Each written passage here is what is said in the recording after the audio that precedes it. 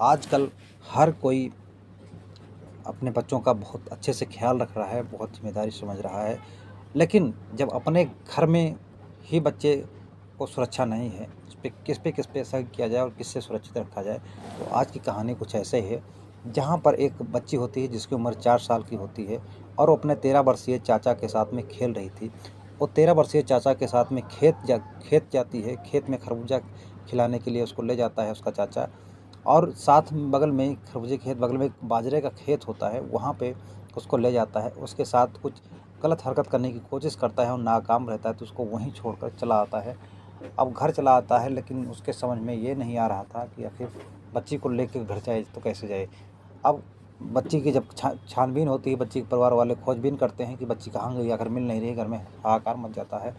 बच्ची को खोजना चालू होता है, तो लोग खेत आस-पास के सारे जगह तलाश करते हैं, तो वहाँ जाकर खेत में देखते हैं तो बच्ची खून से लथपथ पड़ी होती है। बच्ची के माता-पिता उसको अस्पताल लेके जाते हैं। अस्पताल ले जाने के बाद जब डॉक्टर उसको चेक करते हैं तो उसकी मौत घोषित कर देते हैं। और जो बच्ची के घर वाले हैं, गाँव वाले होते हैं, सब कोई इस घटना के बाद दंग रह जाता है। और जो खेत का मालिक होता है उसके खिलाफ नामज़द रिपोर्ट लिखाते हैं, लेकिन पुलिस कई दिन बीत जाते हैं, 5-6 दिन का वक़्त बीत जाता है। 28 मई की बात है, 28 मई 2024 की ये बात है। लेकिन पुलिस आरोपी को गिरफ्तार नहीं कर पाती। कई दिन होते हैं, बीत जाते हैं, बीत जाने के बाद में आरोपी गिरफ्तार नहीं होता। इसके लिए लोगों में बहुत ज़्यादा गुस्सा होती है। अब पुलिस अपना जाँच कर रही है और इसमें कुछ जो आरोप जिसके खिलाफ नामज़द रिपोर्ट रहती है, उसका लोकेशन उस जगह का नहीं मिलता है पुलिस जाँच में। लेकिन आखिर उसका उसकी हत्या करने वाला है कौन? तो घटना सुनना बहुत ज़रूरी है दोस्तों, क्योंकि इस बच्ची के साथ जो भी हुआ बहुत ही गलत हुआ हो। पूरे गाँव आस-पास के इलाके में पूरा जो कोई सुनता है इस घटना के बारे में, हर कोई दंग रह जाता है। तो घटना को पूरा सुनने के लिए दोस्तों वीडियो में अंत तक ज़रूर बने रहें दोस्तों। दोस्तों आप लोगों का आप हमारे क्राइम अलर्ट चैनल पे, अपने क्राइम अलर्ट पे स्वागत करता हूँ। दोस्तों क्राइम अलर्ट चैनल पे आप लोगों का बहुत-बहुत स्वागत है। दोस्तों अगर आप लोग चैनल पर नए हैं तो चैनल को सब्सक्राइब और वीडियो को लाइक करना मत भूलना दोस्तों। दोस्तों घटना को ज़्यादा से ज़्यादा शेयर करें, ताकि लोग अपने बच्चों के प्रति जागरूक रहें और उनको किसी भी अनहोनी से बचा सकें। दोस्तों चलिए आगे बढ़ते हैं कहानी में। दोस्तों उत्तर प्रदेश का एक ज़िला लगता है आगरा। आगरा का एक क्षेत्र आता है, थाना क्षेत्र होता है निबोहारा। निबोहारा क्षेत्र में 28 मई की बात है। एक बच्ची अपने चाचा के साथ में खेल रही थी जिसकी उम्र 4 साल होती है। चाचा जो है 13 वर्ष का होता है। उसके साथ में खेलते-खेलते वो खेत में चली जाती है, खेत ले जाता है उसका चाचा और उसके साथ में खेत ले जाने के बाद उसको खरबूजा खिलाने की बात करता है और वो बच्ची उसके साथ में चली जाती है। और खेत में पहुँचने के बाद में उसके खरबूजे के खेत के बगल में एक बाजरे का खेत होता है, जहाँ उसको ले जाता है और उसके साथ में कुछ गलत काम करने की कोशिश करता है। लेकिन जब वो नाकाम रहता है उस गलत काम करने में, तो उसको जो है बड़ी बेरहमी से उसका गला दबाकर उसकी हत्या कर देता है। हत्या करने के बाद में अब उसको ये नहीं समझ में आ रहा था कि मैं करूँ तो करूँ क्या? आखिर मैं क्या करूँ उसका, क्योंकि वो भी बच्चा ही था 13 साल का। लेकिन इतनी ज़्यादा क्रूरता उसके अंदर आई कैसे, और इतने छोटे बच्चे के इतनी बड़ी वारदात को कैसे अंजाम दिया, इस बात पे हर कोई दंग रह जाता है।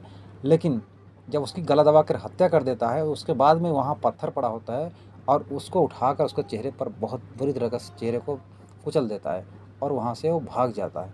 भाग के घर चला जाता है। अब उसको हत्या तो कर दिया, लेकिन वो इतना घबरा जाता है कि उसके उसके शरीर से पसीना-पसीना हो रहा था। अब वो उसको ये नहीं समझ में आया तो मैं करूँ तो करूँ क्या? अपने घर पे किसी तरह बहाना करता है और वो ननिहाल अपने मामा के यहाँ चला जाता है। अब इधर बच्ची के माता-पिता बच्ची को खोजने स्टार्ट कर देते हैं, लेकिन बच्ची मिलती नहीं है।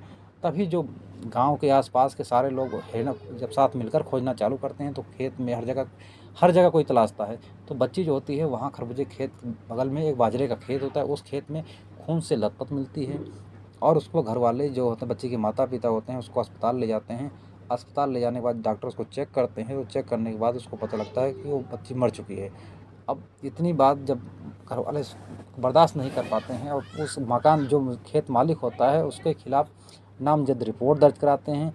लेकिन जब पुलिस में जांच करती है, उसकी मोबाइल लोकेशन जांच करती है, सब चीज़ पता लगता है, तो जो उसमें आरोपी होता है जिसके खिलाफ नामज़द रिपोर्ट लिखाई रहती है, वो उस स्थान पे उस समय मौजूद नहीं मिलता है। इस कारण से पुलिस उसको गिरफ्तार नहीं कर पाती और आगे की जाँच कर रही। लेकिन अब हैरानी की बात ये है कि आखिर इस बच्ची के साथ इतना गलत, इतनी घिनौना काम किसने किया और उसकी हत्या किसने की। अब गाँव वालों में आक्रोश है क्योंकि बच्ची की हत्या जो हुई है वो बहुत गलत हुआ है और उसको गिरफ्तार नहीं किया जा रहा है। रिपोर्ट लिखाने के बाद भी गिरफ्तार नहीं किए जाते। अब घर वालों को ये बात तो पता नहीं थी क्योंकि जो हत्या करने वाला कोई और था। अब लेकिन उस पे शंका जो है किसी की हो नहीं रही थी। अब पुलिस इस मामले को बहुत गंभीरता से जांच करती है और हर किसी से जानने की कोशिश करती थी आखिर बच्ची आखिरी बार किसके साथ किसने देखा, कहाँ गई, इस चीज़ को बहुत बारीकी से जांच करती। तो पता चलता है बच्ची आखिरी बार इस अपने 13 वर्षीय चाचा के साथ में देखी गई थी, जो इसके साथ खेलते खेलते खेत में गई थी। अब जो खेत में गई थी तो अब इस बात को पुलिस को पता लग जाता है।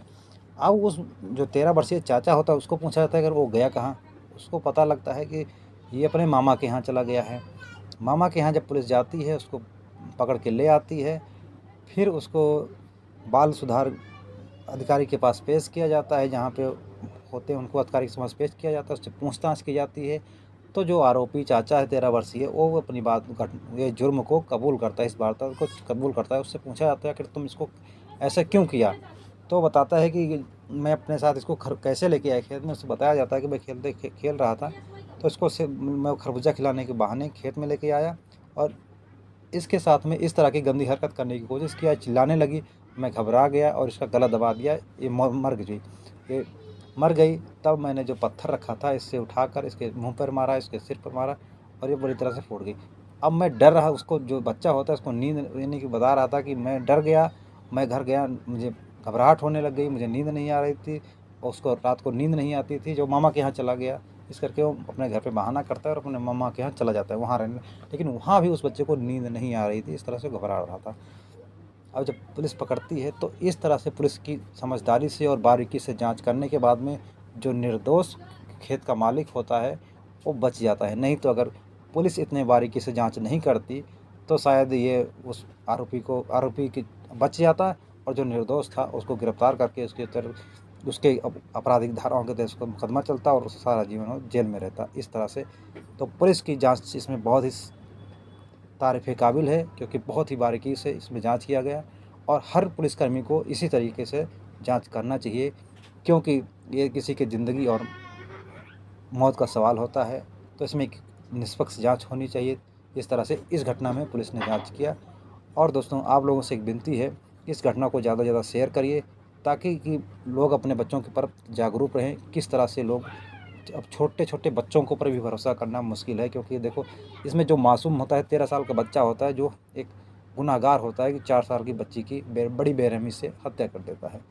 तो अपराध की दुनिया में इतना छोटा बच्चा जो है कैसे उसके अंदर इतने बड़े जुर्म की ख्याल आई।